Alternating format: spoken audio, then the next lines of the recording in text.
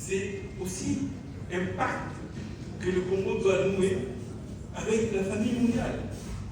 C'est la conférence sur la paix où on va demander des comptes à la communauté internationale. Qu'avez-vous fait de la Charte des Nations Unies alors que nous sommes un pays agressé? C'est un moment sacramentel de réconciliation de la société congolaise avec l'université. Ces moments de dialogue des experts, c'est vraiment la réconciliation de la société congolaise avec ses intelligences, en mettant dorénavant ces génies devant comme les lumières de la nation. Le troisième moment est assez spécial. Ce n'est pas un dialogue politique pour se partager les gâteaux. Le père spirituel a voulu que les dialogues politiques cette fois-ci soient un moment de serment des acteurs politiques par rapport aux urgences et aux obligations à accomplir pour que notre pays se redresse rapidement.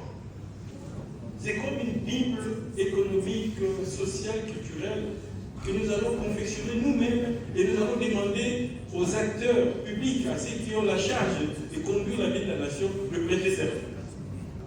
On va leur poser une question, mais quel engagement pouvez-vous prendre de manière décisive maintenant pour que cette guerre ne se reproduise plus? C'est ça la conférence sur la paix. Construire la paix, ce n'est pas quelque chose de facile. Parce que ça signifie un agencement extrêmement cohérent et structuré dans un certain nombre d'activités qu'on va pouvoir faire pour pouvoir finalement aboutir à la solution.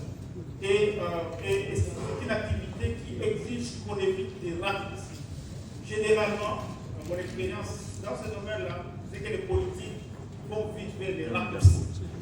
Et ils vont donc dans des chemins qui sont de chemins sans issue continuellement. Ça puisse être dans les laboratoires de la matière, la sélection des personnes, la proposition de solutions, les débats qu'on construit.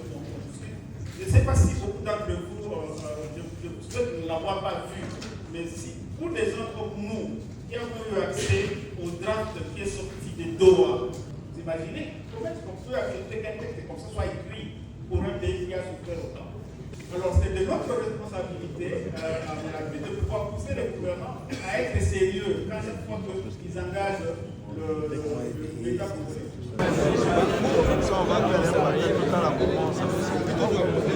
C'est la